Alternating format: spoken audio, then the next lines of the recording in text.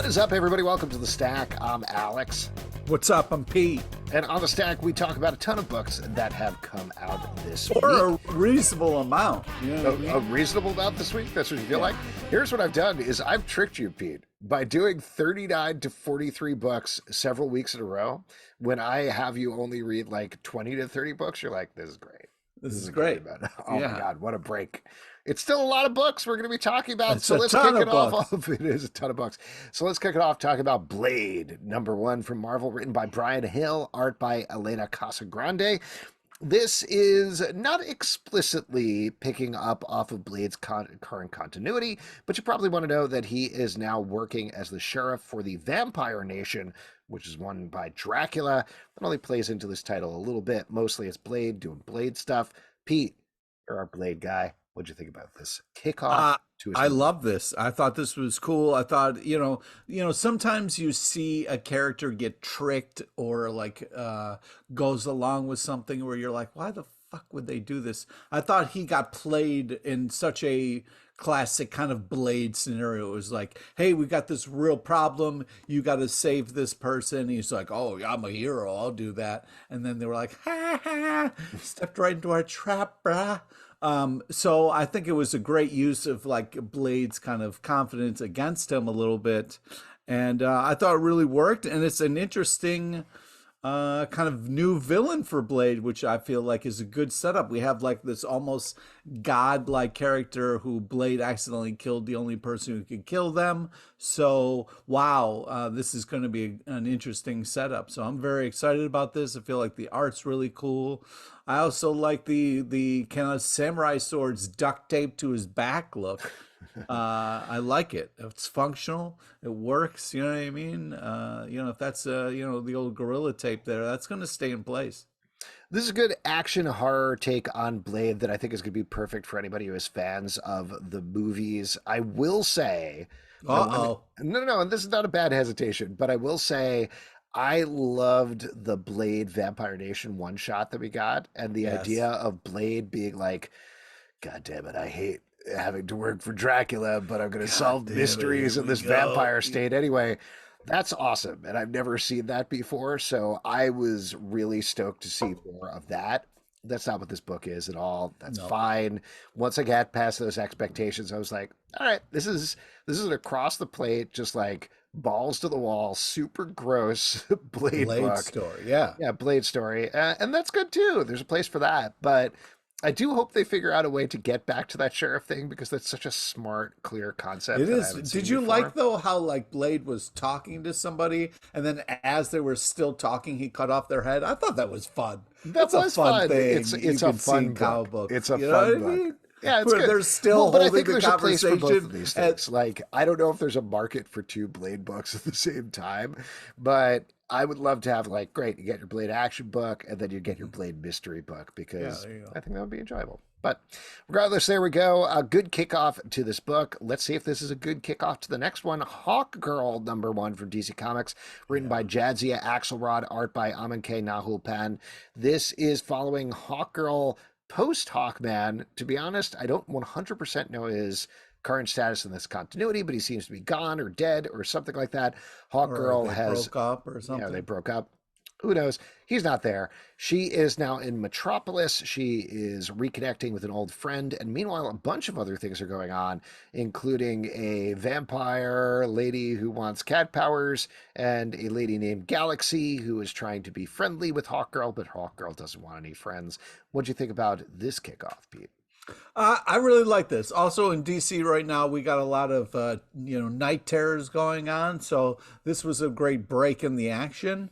I would have put this on the top of my list if it wasn't so much about the nth metal. It's like, I don't think DC needs to dive into the nth metal again. You know what I mean? Like, it didn't just happen, but like, they spent a long time. You're talking about with the Dark Knight's death metal stuff, right? Yeah. Where we talked a lot about metal, and I was like, do we need to dip right back into this? But we are. It would have been, I know it's part of the story here, but it would have been nice just to kind of have a Hawkgirl story about, like, just her dealing with life and all the craziness of that. But I did think it was a fantastic first issue.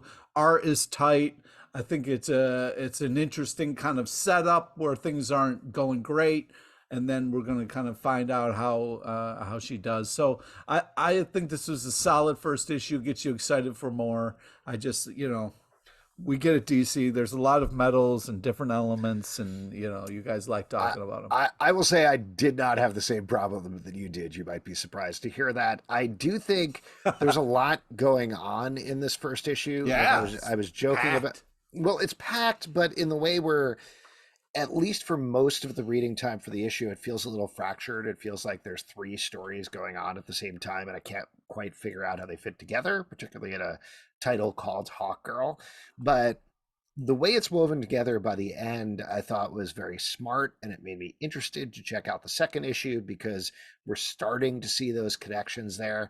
It reminds me a little bit of a Tom King book, honestly, where it lays out all these pieces. You don't know how the puzzle pieces connect, and slowly they're being pulled together and not together by the end of the first issue. But all the character stuff is good. And I will also say that this continues DC's very positive trend of not backing down from sexual diversity, which I think is great. We talk about this a lot, or at least I've talked about this a lot on the show, but the idea that back in the day you had North Star being like, hello, I'm a gay character and I have AIDS. See and never. And that was pretty much it in terms of representation. The fact that DC is not just hitting it, but hitting it in a way that reflects our world, where there are people of different genders or are exploring different sexualities or have different sexualities. And that is becoming... This is a bad way of putting it, but becoming more and more frequently put out there because people are aware of what they are and how to talk about what they are in a very different way than they were 5, 10, 15 years ago. So for sure, what DC is doing in this and in a book like this is very smartly representing the outside world, calling out to new audiences, which is important for the continuance of comics in the long term. So I'm sure conservative forces and more conservative readers are like, why do I need to read about a non-binary character and a lesbian relationship in my Hawkgirl comic? I say bring it on. Like, stop reading Hawkgirl, read another book. There's many other books and we're going to stack. Or read no books, go somewhere else and do something else and stop bothering us. Because this is bringing in new audiences who deserve to read books that represent them. So I'm very happy this exists, even if maybe I had some questions about the structure of the overall issue. I'd say just be patient and hope that it ties in. But this is the Tom King effect a little bit, where it's like he set such a high bar as far as like different kinds of stories, and it had such a impact on comics that there's going to be stuff like that afterwards that's going to be like, well, I don't have to tie a story in. The reader's going to show up again and again. It doesn't have to be a one and done. I don't have to kind of put it all out there, Well, it feels very different structure, and then we can really move on to the next one, but it feels like a different structure from, say, when Brian Michael Bendis made such a seismic effect with Ultimate Spider-Man, where he's like, you can tell one story over the course of 6 issues because we're only selling trade collections. And that worked for a while. This is a different sort of way of hitting it, where it's more like, I'm serving you various amuse-bouches to get you ready for this big meal that you're eventually going to get at the end of the thing. So it's not about like 6 20-page bits of one book. It's still a comic, and it's aiming for the 20 pages of the comic, but it's spacing out the information in a different way. Yep. So, there you go. Let's move on and talk about this Locke and Key 50th anniversary only bad edition from IDW, written by Joe Hill, art by Gabriel Rodriguez. Now, full word of caution, this is basically just the first issue of Locke and Key Welcome to Lovecraft that came out 15 years ago. There's a bunch of other covers and some art. There's a very nice note from Chris Ryle, the editor there, where he talks about the team and how incredible it is that they stayed together. But the only bad part that you're probably wondering about is a 2-page goof story that shows you an alternate ending for the first issue that they put together. And I will fully admit, I know I'm in the tank for Locke and Key anyway. I laughed way too hard, way too long at these 2 pages. I thought it was worth it for those 2 pages alone. Yeah, I agree. This is fun. It was fun to kind of go back there and then also have a little twist on it. Yeah, I just think we're celebrating something monumental. I mean, when this comic dropped, it changed comics. It really, there was TV shows made, there was all this kind of stuff, but two people, a writer and an artist came together from different parts of the world and created something that was absolutely magic, artistically, writing wise. We went on a real travel with them, and it was. I don't ever want to let go, and it was nice to get this. So yeah, if you're looking for something completely different, this is not the thing. This is just kind of a revisit to the first with a little addition and then some touching stories and then like really great back matter with all the pictures and stuff of the actual places versus what we saw in the comics. But man, just so cool. And I do want to give a shout out in particular. I mean, you're mentioning it's two people, but Chris Ryall very specifically says Robbie Robbins on letters and Jay Photos on colors as well. Yes, so thank you. Yes. Yeah. So it's not just Joe and Gabe who are awesome, and it's not just Chris Ryall who is also awesome on editing, but it's this whole team that stayed together over the course of 15 years. And fingers crossed, as Chris teases, obviously on their own pace, but they still got plans to do more of it. And I can't wait to see more. If you've never read the first issue of this book, there's a great chance to pick it up. It's back in stores now in a completely remastered edition. It's not remastered, but it has a new cover and some extra stuff. So pick it up. Let's move on and talk about a big one. Radiant Black, number 25 from Image Comics, written by Kyle Higgins and Joe Clark, art by Marcelo Costa and Eduardo Ferigato. Are you talking about version A or are you talking about version B right now? Are you talking about which? Here's what I want to set up here, because we're in a very weird, unique position. Yes, we are. The last issue of Radiant Black, we've had an arc for a while where the two main characters have both held the mantle of Radiant Black. Their powers have started to glitch. There is an incoming robot apocalypse invasion happening, and they need to make a decision who should become Radiant Black. At the end of the last issue, it was put up to readers to vote and say who should become Radiant Black, who do you want it to be, and that's who it's going to be for the ongoing length of the title. Now, for press, what they sent out were two versions of the book, version A and version B. And in version A, one of the characters becomes Radiant Black, and in version B, the other character becomes Radiant Black. I will tell you, we don't know which one it is until we see it on stats. We read it before. So like, just to be straight up and like upfront about us reading it, but we did read both things. I will say it's a great issue, another really good issue of Radiant Black. Great issue. The action is amping up exponentially, but it was really fascinating to see how they had to create two issues to be ready for the printer to put one out there, depending on the vote. What do you think, Pete? Yeah, I loved it. I really liked, it kind of starts a little slow, but then you get some real amazing Voltron moments, and then the action just kind of takes off. And so, just continues to be artistically amazing, unbelievable story. Both versions were great. Yeah, this continues to slap. Who did you vote for, Pete? Which character did you want to be Radiant Black?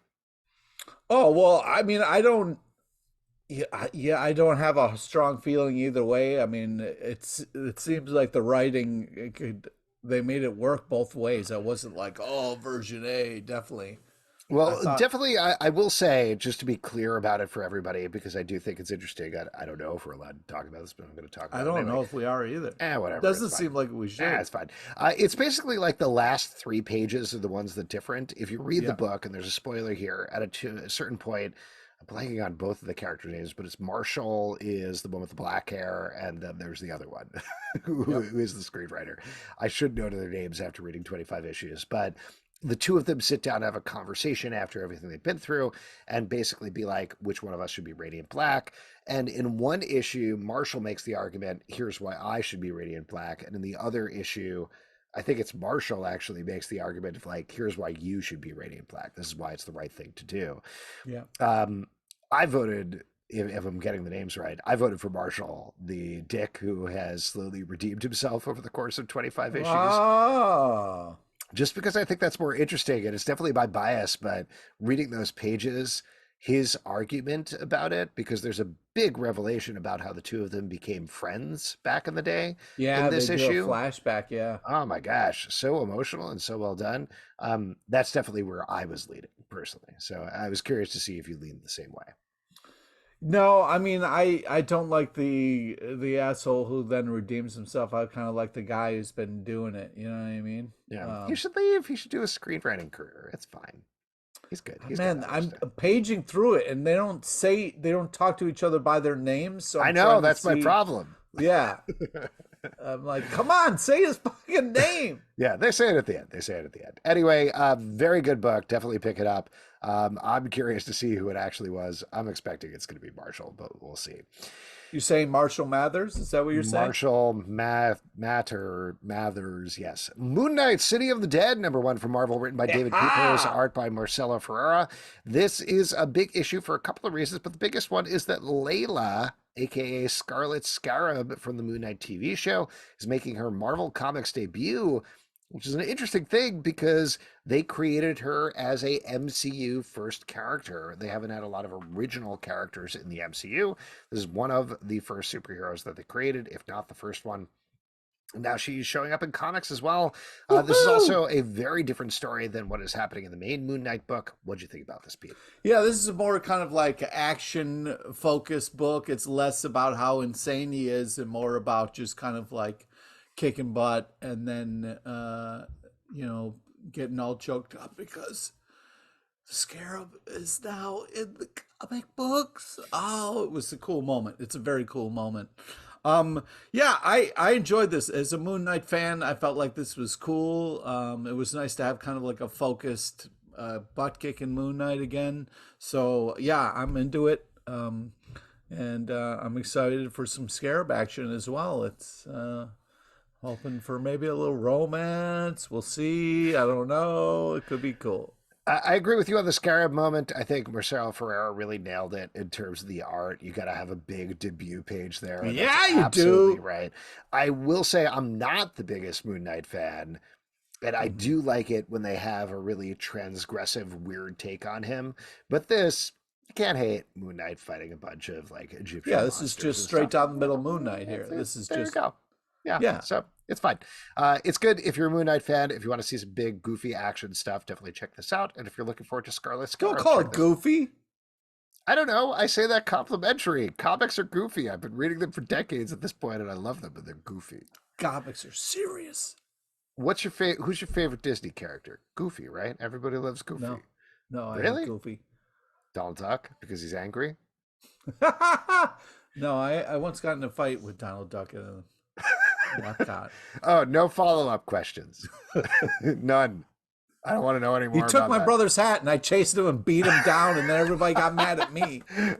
Did you get kicked out of Disney World? No, they just, I got They yelled took at. you to the underground tunnels and did Walt Disney's head, and he was yeah, like, the guy took "I'm- his head off I'm, and was like, "Oh my I'm mad god, at you, Pete. I'm disappointed.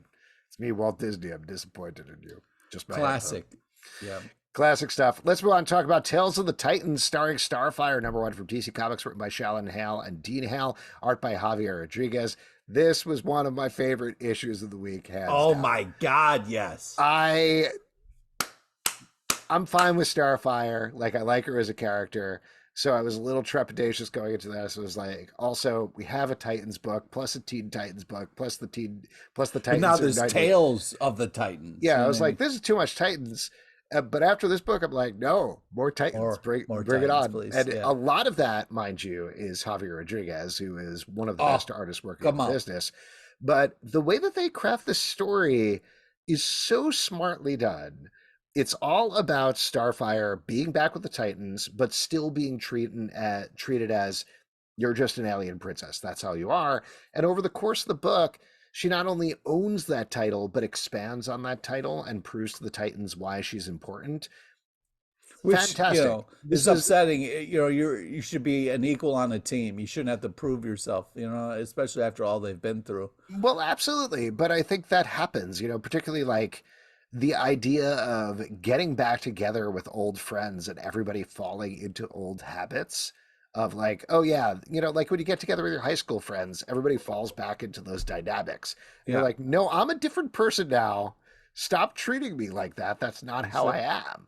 Exactly. And of course, Cyborg's going to say you're emotional. Guy's half robot. He doesn't even know Mhm. what emotions are. You know what I mean? Like, how dare he talk So about emotions? this is not an Punk. ongoing book. This is a mini series, so there's more issues, but this is also a perfect one shot. Do not hesitate to pick up this book. Yeah, I first off, some really fun covers.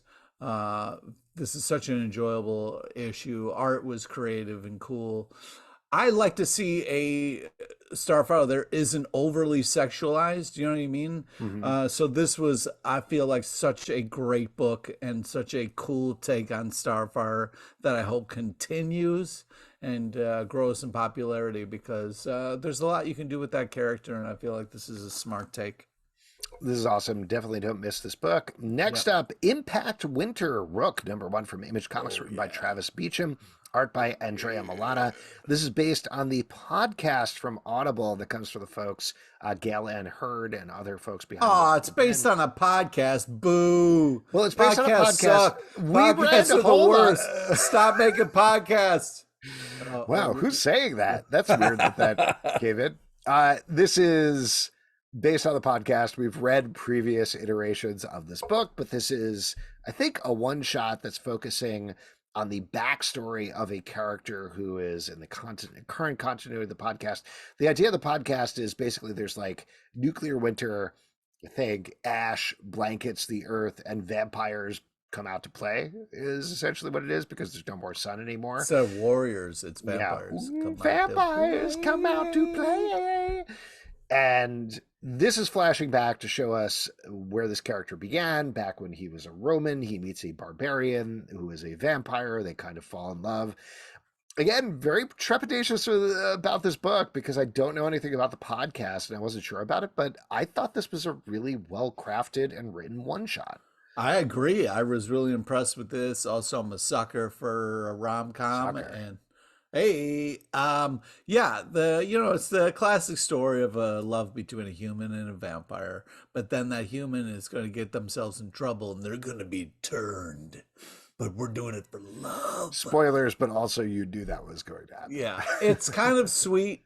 And also, I liked the, sometimes when you get two people together and you're like, oh, come on, eventually, Mm-hmm. But I felt like the trepidation was good and made sense. And I wasn't like angry at the comic for not having them get together sooner. I thought it was a very smart, well done book, and art was fantastic. Great story. I want to read more. Yeah, really good character designs here. There's just like this is gonna sound insane, but there's very different body sizes to the characters in terms of giving like their scale and their amount of power that they're bringing to every scene that I was really impressed by. And like you said, there's a good amount of heat here. This is a romance and you feel that romance. I did feel like they hit the light and dark metaphor a little too hard because one of them was white and one of them was black. I was like, we get it.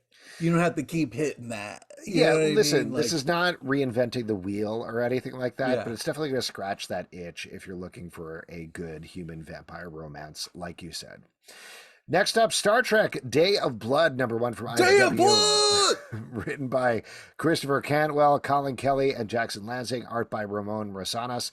This is the event that the Star Trek universe at IDW has been building to for a while, and we were mashing together the crews of Star Trek, which are sort of an all-star of the Star Trek universe, and Star Trek Defiant, which is like I don't know, what's the opposite of all-star? Evil all-star of the Star Trek universe. And they're all coming together with a big, not a Klingon invasion, but a Klingon explosion. Like basically the bad folks are taking over the Klingon Empire. They're going to be hepped up on some sort of red serum-y thing.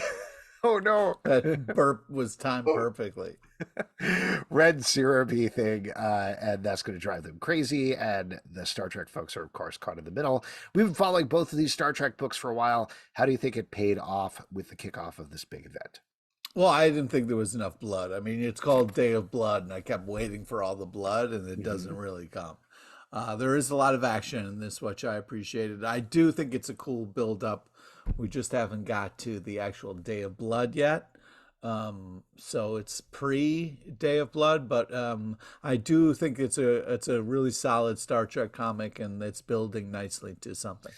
Yeah, the thing that I keep wrestling with these Star Trek comics, which is an insane thing to say for somebody who is literally wearing a Star Trek hat right now, is there's a lot of talking in these books, and Yeah, sure is. I know that's part and parcel with Star Trek. People sitting Yep. around and talking and figuring things out. But as this is a comic, I've enjoyed the issues of these books that have been more action focused because visually they feel a little more dynamic on the comic book page. Like I could watch the crew of Discovery debate things forever. That's fine. They're live action. The camera is spinning around. There's movement. There's ways of making it dynamic. On the comic book page, it's a lot of the characters sort of facing each other and talking to each other, which doesn't feel propulsive in the same way. So this issue is a lot of, oh, hey, remember that that character actually knows that that other character that they haven't seen in a while? What happens when they get together? There we go. And it's fun on that fan servicey level. But like you said, I want to get to the Day of Blood thing. I want to get to them fighting Klingons. I want to watch that empire Day of explode. Blood. Day of Blood. And that's coming. That's where we end up at the end of this issue. Yeah. But there is a fair amount of setup going on here. So still following it, still excited. But this is very much a kickoff. Meanwhile, on the other side of the stars, Star Wars, The Rebellion, Oh, number I one see from what you Marvel, did written there. by Alex Segura, art by Matt Horek, Brent Peoples, and Raphael Pimentel. This is continuing Marvel's 35th anniversary for Return of the Jedi. Here we are focusing on Admiral Akbar and Mon Mothma as there's a plot to kill Mon Mothma. What'd you think about this one, Pete? I thought this was a crazy fun issue. You got great art, great story. It feels like Star Wars. That whole kind of like half robot alien looking dude who's the sniper there. Kind of great, kind of setup, and then kind of reworking of that story. So yeah, I felt like this was great. This really felt like a Star Wars book to me. Yeah, it's not quite a retcon, but it's sort of like a mid-con in terms of inserting something that you didn't know that happened before the Battle of Endor. And I think it worked very nicely. All of these anniversary books have really been pulling above their weight. You could be kind of phoning these things in, but I've enjoyed every one of them. I think Alex Agreed. Segura, who's a friend of the show, does a Yeah. really good job here. He has experience in the Star Wars universe and clearly knows his way around. The art Seems is like he's good. a good writer, you know what I mean? Like he's written a Good. lot of great stuff. Yeah, exactly. He should win some awards for his mystery books or something. I don't know. Yeah. Whatever it is a good one shot if you're a Star Wars fan. Let's move on to The Vigil, number 3 from DC Comics, written by Ram V, art by Lalit Kumar Sharma and Sid Kotian. This is following on a team of the DC Universe that's extremely Wildstorm esque and is operating, I believe, in India. We find out a lot more about their individual powers this issue as our human counterpart, the person that we're kind of focusing on, sort of the main character, details exactly what's going on with them and our estimation of them. And meanwhile, this dude with a very drippy face and a mask pretends to be her to find out if Yeah. she's trustworthy. Like I said, this book is very Wildstorm, and I think it's 100% nailing that vibe. Yeah, it's tripped out, but enjoyable, creepy as shit. And it's got a really great art style to it, and also has a really nice flow to it, which I enjoy. Like it's got a great pace. Um, sometimes it slows down with a lot of dialogue, but I really liked it. Yeah, it's that mask thing really creeps me the fuck out though. But man, it's an interesting story and worth checking out. Yeah, I will say this is, I think, my favorite issue of this title so far. Each issue is focused on a different character, and this one really kind of lays out the whole team and what's going on. Great. So I've gotten more and more into this every issue. Red Sonja, number 1 from Dynamite, written by Torin Gronbach, art by Walter Giovanni. This is exactly what you expect out of a Red Sonja book. She gets drunk, she fights people, she fights some more people, she goes on some adventures. Pete, what'd you think? Yeah, I unfortunately this is a little too much classic Red Sonja for me, where it was a Mhm. little too much TNA and just kicking butt, and then just kind of like they threw in a creepy Bishop fucking character, which I didn't need or ever want to see. So it's just like, you know, if you like Red Sonja, you probably like this, but I was like, I don't know. We've seen other creative angles from it, so I don't know. Yeah, I think that's the thing is I understand the thought process here because we've seen some bigger takes on Red Sonja in the past couple of Dynamite books. Um, Immortal Red Sonja, which I think was the last one where she was teamed up with her younger self, was really interesting and a different sort of take. So I understand the idea of like, let's do a back to basics. She's just going through a bunch of lands and getting drunk and killing some people and whatever. So if you like that sort of thing, this is sort of the ideal version of that sort of thing. But I agree with you. At this point, I don't just need to read Red Sonja or Conan just doing their thing. I've already read that. I need to see something new at this point. Yeah. But sometimes people are like, oh, just get back to basics. Totally. So if that's what you're feeling, this is it. There you go. Scrapper #1 from Image Comics, written by Cliff Bleszinski and Alex DeCampi, art by Sandy Jarrell. This takes place in a far future society where basically like techno stuff is in charge, and we're following a bunch of talking dogs who are fighting back against it. We also get the origin of one of the talking dogs here and find out why he might have even more powers than we expected. Pete, what'd you think? Oh, I love this. I absolutely love this. I mean, I work for raviolis too. You know what I mean? Like, there's nothing like a good ravioli to make you go out there and kill. But I think that this is really cool, unbelievable team, and they really deliver. It's a weird kind of setup of talking dogs, but also it's this kind of thing about evil corporations and all this kind of stuff, and a kind of cool twist at the end that's like, what's Scrapper going to do now? So, yeah, as far as first issue goes, it does everything that you want, get you excited, sets up this world, and makes you hungry for ravioli. I mean, what more do you want out of a comic? This to me feels like a lost 90s, 2000s cartoon. Like it feels like it would have aired alongside Gargoyles or something like that, where you'd be like, oh, what are you watching after Gargoyles? I'm watching Scrapper, the show about talking dogs that fight robots in the near future, that sort of thing. So if you're looking for something like that, and who isn't, this is a book to check out. Definitely great. Next up, Black Panther #2 from Marvel, written by Ave L. Ewing, art by Chris Allen. Black Panther is no longer king of Wakanda. He's now just a regular guy living on the streets of Wakanda who's fighting crime It's there. not just a regular guy. He's still he's still Black Panther, and there's a lot of stuff going on. Yeah. This is actually my issue with this book right now and this is probably on me, but what I got very excited about with the first issue is having essentially like a Batman-esque character in Wakanda and finding out what like street life is on Wakanda versus just palace life. We talked about this the last issue. Sure. We get even farther afield from that in this issue as Black Panther mixes it up with various other characters. It's not really street level at all. So I'm having trouble matching my expectations, what I want out of the book with what it actually is. You're a Black Panther fan, though. How do you feel about this one? Yeah, I don't write ahead. You know what I mean? I'm trying to enjoy the moment a little bit more. But I can understand what you're saying. But what I liked about this is we're getting a little bit of a love interest, maybe, but also just just kind of exploring a little bit of Black Panther's world, widening out the lens instead of it always just being about Black Panther, other characters, what's going on in Wakanda, that kind of stuff. So I'm always excited for more, and I feel like I hear what you're saying, Zalbin, but hang in there. You know what I mean? It might go back to what you want it to be. We'll see, or it will continue to follow its own path, and I guess that's fine. Yeah, and you're not writing the comics, so back the fuck up. Maybe I am. Maybe I'm going into all the shops and scribbling my own words over their words. That's a cool thing to do, right? No, you're ruining people's art. Do what I want. I bought the No. comic books. I didn't.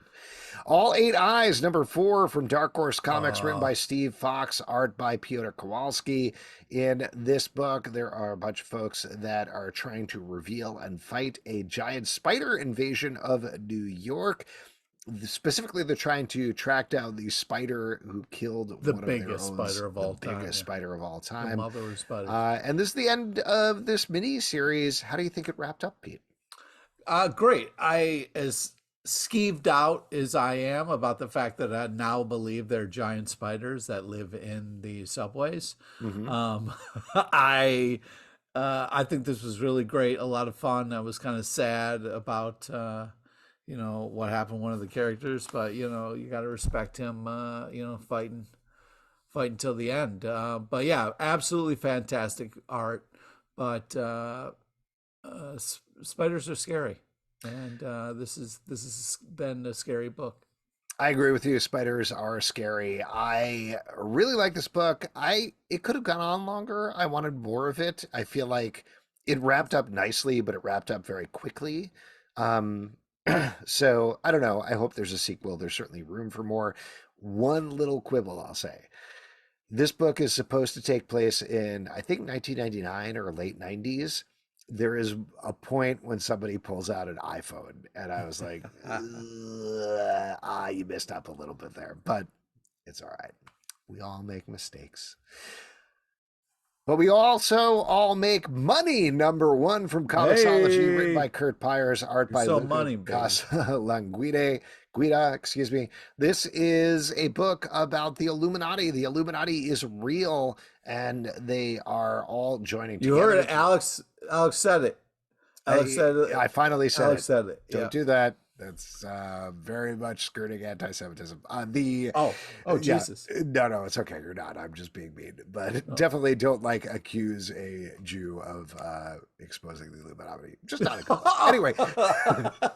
Anyway, my point being, this book is about the Illuminati. They're getting ready to choose a new leader in this book, and things go horribly wrong by the end of the book.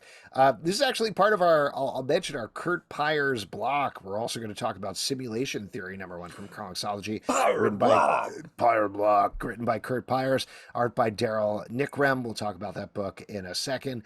But what did you think about Money, Pete? Really kind of cool looking for sure. The art really stuck out as it's just incredible art style. It's just kind of shady Illuminati shit going on. And, as far as the first issue setting up this world and what's going to happen. So I think they did a great job of setting it up in a cool way. And we'll see what happens. We definitely will see what happens. I was just looking it up now. I'm forgetting which book it is, but it reminded me a lot of a Jonathan Hickman book. Maybe it is, no, I don't know. I don't know which one it is. But whatever it is, this is very good. This is very... Fantastic Four. Yes, Fantastic Four.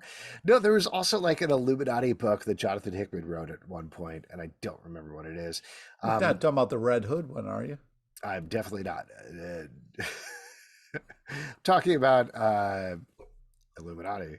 I know he did the Illuminati for Marvel. That's not what I'm thinking of. Okay. It was an Image Comics book or something.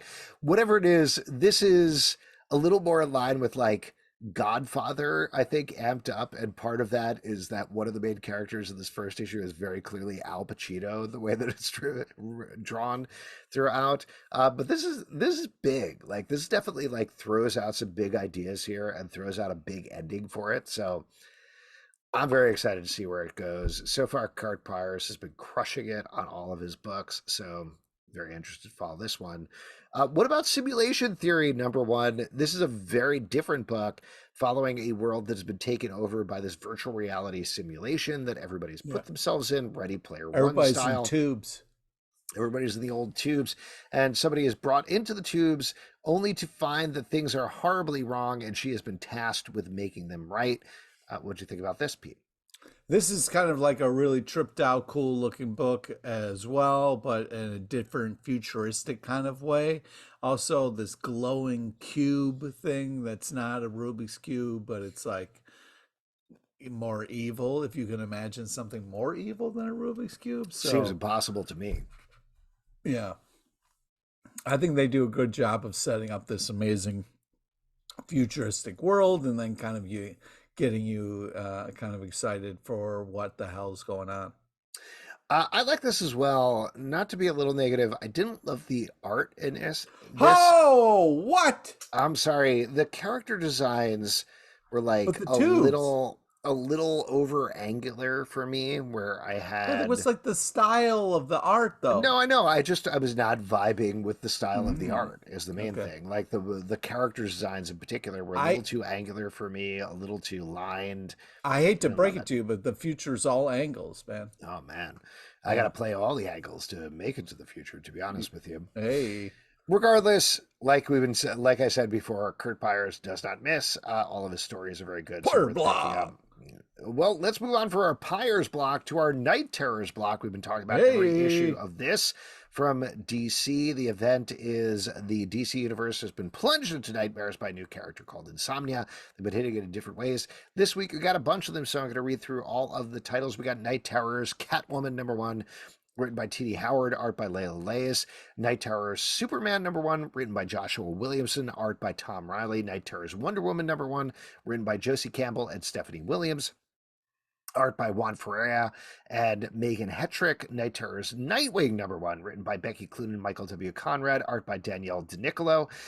Night Terrors Punchline #1, written by Danny Lohr, art by Luca Meyer. Next time you can do that, Pete, you can read all those names.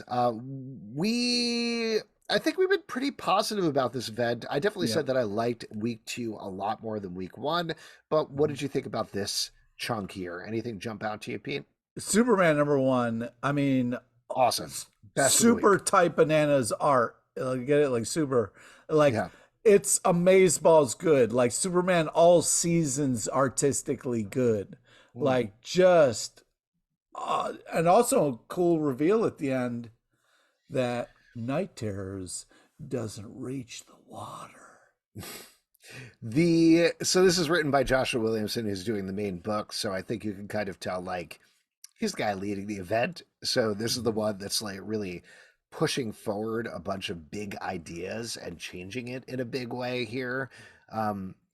This also, like, he's been writing a horror-inflected Superman book anyway, so this ties in really nicely and follows up on that. DC finally was like, fine, dude, you know what? Yeah, just do it. It's fine. Night Terror, all right? Okay, just go ahead. Anyway, I agree with you. This is definitely the issue of the week, but I liked a bunch of the other ones this week as well. I do think, I'm trying to remember, the Wonder Woman one I thought was pretty good. Yes, that ties into a bunch of Justice League dark stuff. That eyeball panel in the beginning was so creepy and amazing. Yeah, and I like seeing the team also. Yes. Sorry. I was saying the Justice League Dark team, seeing them back was really fun. Yeah. So that was good. I was a little, I like the team on Nightwing, but I was a little iffy on the Nightwing one. That didn't quite work for me. And I know. Well, it was a kind of Nightwing just having a nightmare scenario, which we had seen earlier weeks. So it wasn't as creative, but still, like, I'm sure if I'm Nightwing, I'm going to have a nightmare where I'm trapped in Arkham. You know what I mean? Like, that's just going to happen. Totally. And these are all, I think, pretty solid books. The Punchline one, I just can't get with Punchline. I don't. Yeah, you got a problem with Punchline. I do. I can't work through it. They had an insane cover though of her like ripping off her own skin. Oh my god, it was so tripped out. The covers are great. You said this last week. The covers are all very good for this. Really, really creative and really well done overall. It's fun to kind of look at these covers for sure. And but also, sorry, go ahead. The Punchline, just to kind of finish that up a little bit. Yeah. You know, her having a nightmare or dreams actually about like killing Black Girl and like that. I feel like that works for the character really well, and like Joker and all this other stuff going on. So I thought like it really made sense. The only thing is, I'll say I think my favorite one of the event so far is the Night Terrors Joker thing that Matthew Rosenberg wrote. And that's the same sort of thing where Joker kills Batman. He's like, what do I do with my life now? What's going on? And that idea But it wasn't that he clear killed Batman. Like, it was like Batman tripped and fell on his face and died and then like slid off the building. It was so fucked up. So funny. So messed up. It was like, not like this. Not like this. If that I hadn't read that issue, I think I might be like a little more into the punchline idea, but having seen that Yeah. taken to its extreme with the Joker thing and paled in comparison a little bit, but still well done. The Catwoman one I thought was interesting in terms of hitting the idea of like scratching on the idea of like, wait, am I in a nightmare? What's happening? Something's wrong with this, and I can't put my finger on it. And it channeled that feeling right now, the stress of that feeling, which I thought was very good. Yeah. And also what I like is we're 3, 4 weeks into Night Terror here, and I'm not sick of it. I don't Yeah. think yeah. I'm No, these still are enjoying good. it. Yeah. Like we related this to the Future State event that they had last year. This feels very similar in terms of a 2-month event. I I love this. Like I am all in on do a line wide event. I mean, obviously they're not because they have other titles that they're releasing, but like do a line wide event, take over the whole thing, push some idea forward, do something wild and crazy. If it works, it works. If it doesn't work, that's okay too. You're Yeah. experimenting with stuff. I think it's great. I'm very happy that they're doing this, and I'm enjoying this so far. Let's talk about Guardians of the Galaxy #4 from Marvel, written by Oh, Collin Kelly and Jackson Lanzing, art by Kev Walker. Here, we're not getting some big answers necessarily about what's happening with Grootfall, which is Groot is this big fiery being who's destroying planets, but we do catch up with Rocket and get the emotional depth that we've been lacking, I think, in the past couple of issues. You seem very affected by this, Pete. Dot dot yeah. dot. I just yeah, I was so moved by this issue. This is such an amazing issue. The art is unbelievable.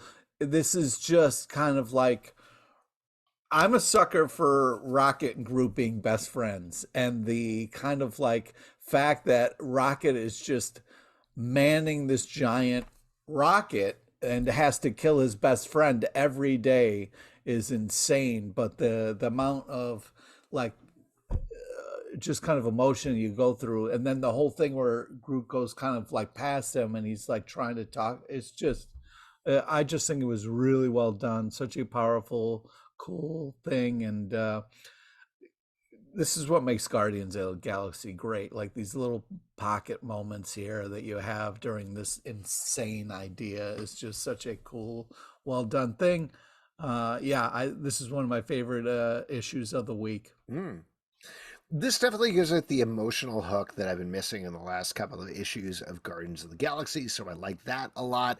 And I am at the point, though, that I need some answers. And they've promised in the teaser for the next issue, we're finally going to get an explanation of what Grootfall is. Well, yeah, I mean, the last panel there, it's kind of set up as, hey, we got answers for you. Hang in totally. But they've definitely been playing the mystery card. I know it's only 4 issues in, but for me, it's been dragged on a little bit. Dude, we're in a post Tom King world, dude. You can't get answers. You got to read like anymore. 16 issues. You before can't. You even know what the title is. That's not the world we live in anymore. You got to sit back and wait.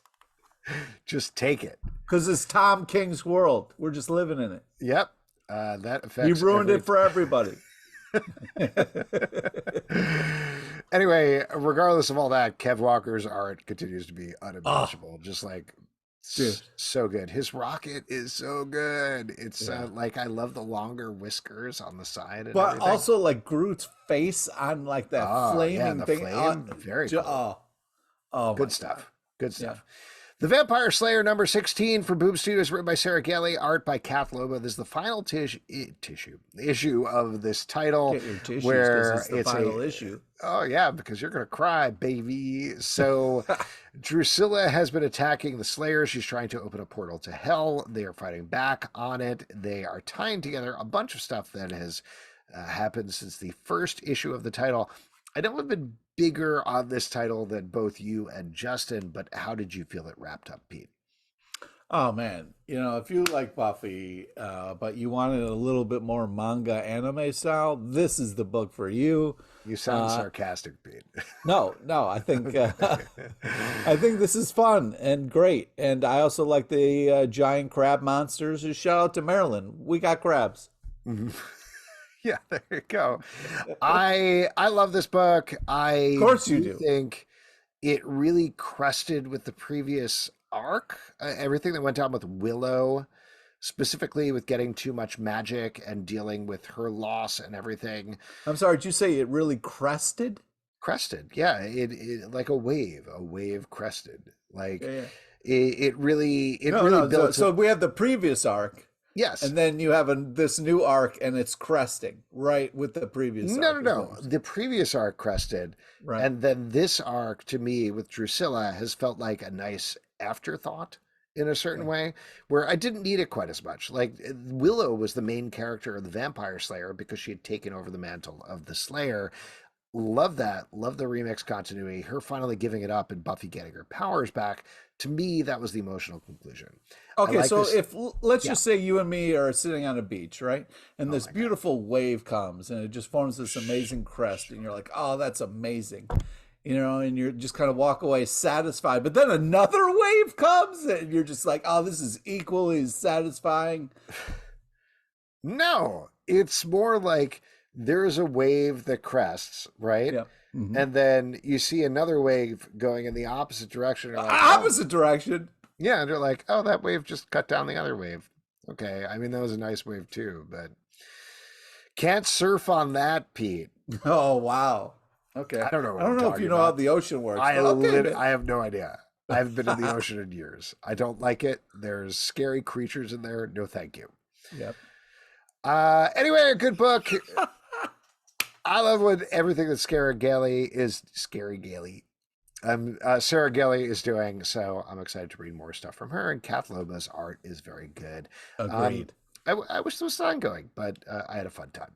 I Hate Fairyland #7 from Image Comics, written by Scotty Young, art by Brett Bean. In this issue, a multiverse team of Gerts is trying to take versus down... Gert. Skirts versus Gert is trying to take down the older version of Gert.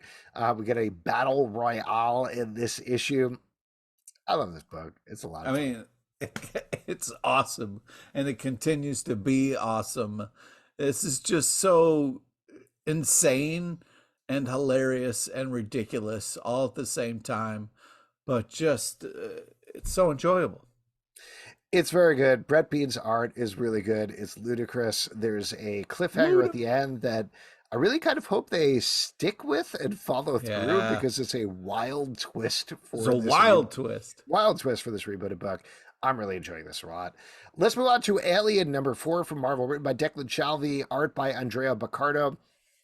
This is following a tight-knit family of 3, maybe 4, as they work in a frozen mining operation, I believe, except as usual, they accidentally are mining a place that is filled with aliens. A army of the xenomorphs have attacked the mining facility. There are Marines who are fighting back at them. There are corporation folks, Weyland-Yutani folks, that are fighting back at them. But our main folks that we're following is this family in the middle. This book has been wild so far, and you know I don't like to curse up this podcast, right? Yeah. Pete, generally speaking. There were multiple times reading this issue of the book, I was like, Jesus Christ, what the fuck is happening? Oh my God, what? What the fuck are you doing here? Oh, no! And screaming. There are so many horrific, insane, dark things all packed into one issue. I was insane. Losing my mind. They took like 3 arcs and just packed it in here, and you're like, it's intense. This is very intense. One of these are acceptable in the comic book.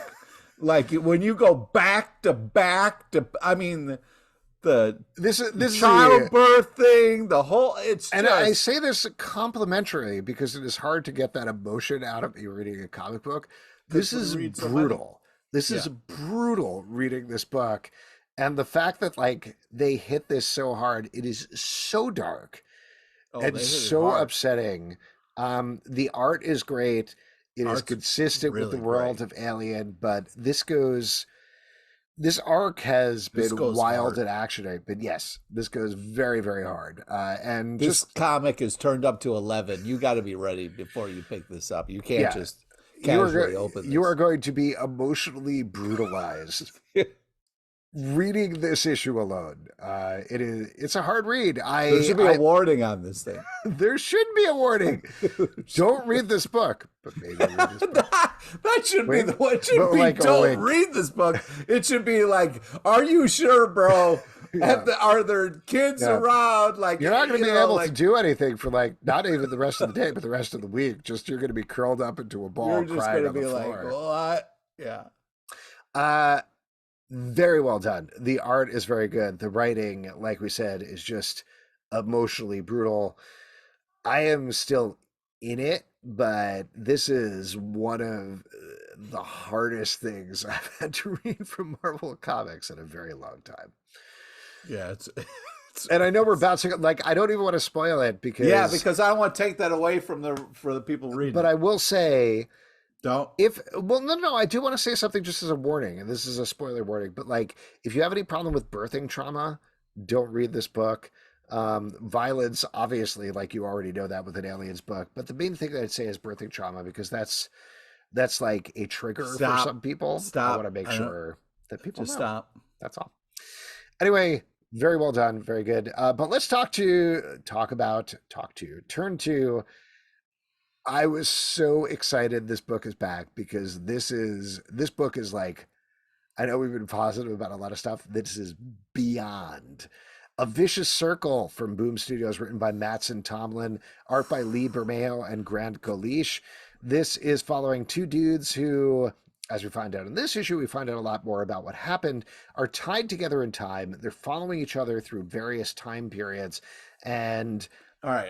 If we got to stop for a second, we got to back up the truck because the art, the design of this comic, the paneling, the focus on the art, and the way this comic starts is so unique and different and intense.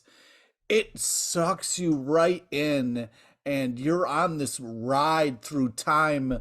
And there's parts where you're just seeing like beads of sweat on somebody. It's so there's zoomed in moments, zoomed out moments. It's really artistically impressive. But man, what a ride. Like, this is really impressive as a comic book.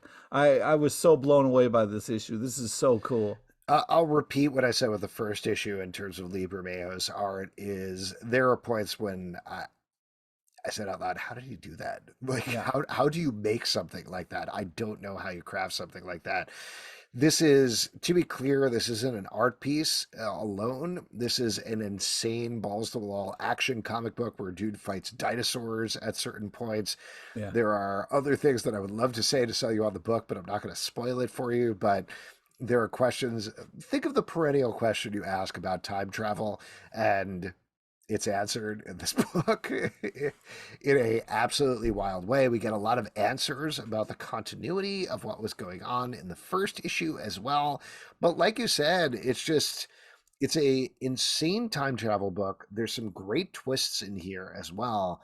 I think this is coming out quarterly at this point, but this is monumental. This is one of the best things, not just that I read this week, but I think that I've ever read. This is on my top for a week.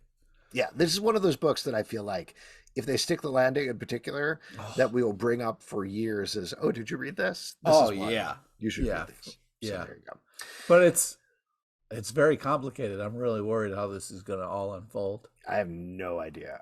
No idea how they're going to finish it at this point, but I'm in for the ride. Oh, Nocterra, Nemesis Special from Image Comics, written by Scott Snyder and Tony S. Daniel, art by Liam Sharp.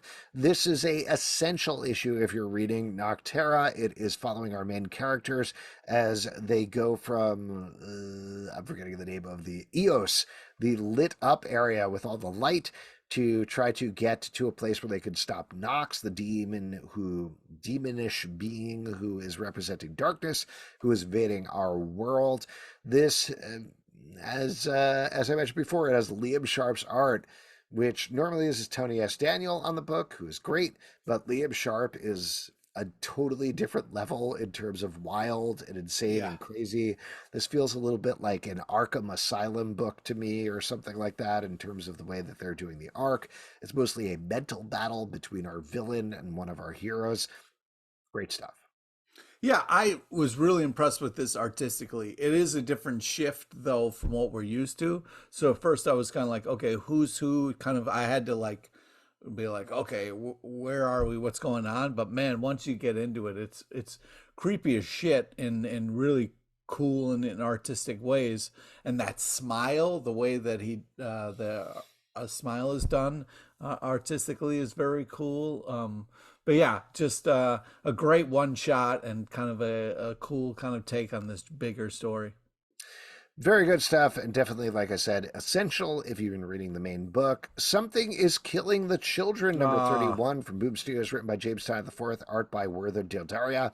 This is the kickoff of a new arc, though essentially is just a continuation of the previous arc, as Erica, our main character, is fighting a monster in a small town who has been killing the children, per the title. no, just Meanwhile, stop killing the Cutter, children. who is an evil version of her, is aiming to kill her. We see Cutter slowly unraveling over the course of this issue because Erica currently has the upper hand. And there's a setup of something that might change the status quo in a very big way at the end here if it goes in the direction I think it's going to go in. This title, just great every issue. It just continues to be so badass. I did kind of like laugh a little bit because they, in the comic, they wear these kind of like bottom scarves, and then the like more badass character like flips it and wears it over the top half of their face. And I was just like, okay, all right, like, I get it. but oh, you're so badass, you wear it on the top half. Okay, tough. But I think it's, all that joking aside, this is just an unbelievable comic that every issue we get a little bit more, and it just continues to gather steam. And it's such an amazing comic artistically and story wise. I'm having a blast with this, although it's super sad that they're killing the children.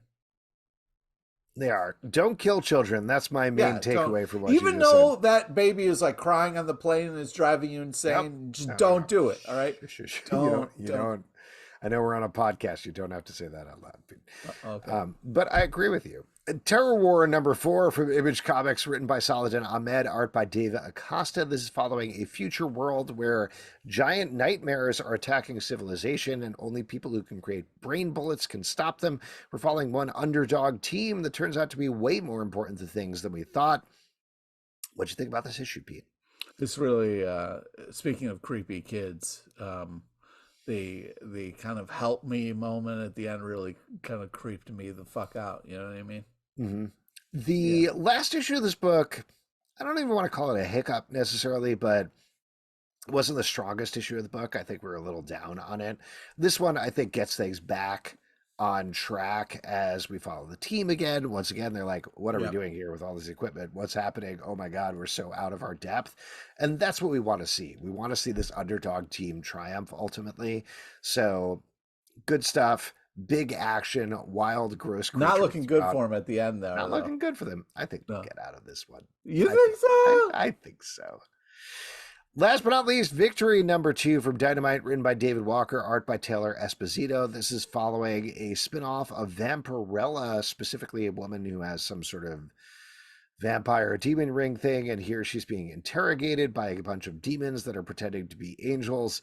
We were pretty positive on the first issue. How'd you feel about issue number 2? Well, I think it's unique and interesting as far as like we've seen a lot of different vampire things, but then we have this kind of like power ring, which is a little different. I really think the art is solid and there's some really cool characters. I'm not sure what's going on, but I'm intrigued enough by what's happening to want to check out more. I didn't love this issue. I like the art. I like the designs of the characters. I think that's very fun. But I thought the action was much clearer in the first issue. And here, just having essentially like an interrogation scene and a bunch of sex jokes throughout. I don't know. I, I know I've been sort of derogatory about Dynamite stuff sometimes, but this leans a little too much into the Dynamite TNA side of things. And that's not where they excel. They actually excel about where they let artists get away from what their covers are like rather than leaning into it. So I don't know. I'm still curious to read it issue 3. This might have been an aberration because it did like issue 1, but We'll see what happens. And if you'd like to support our podcast and all the podcasts we do, patreon.com/Comic Book Club. Also, we do a live show every Tuesday night at 7 p.m. to Facebook and YouTube. Come hang out. We would love to chat with you about comic books. Apple, Spotify, Stitcher, or the app of your choice to subscribe, listen, and follow the show at Comic Book Live on Twitter, comicbookclublive.com for this podcast and many more. Until next time, we'll see you at the comic book shop.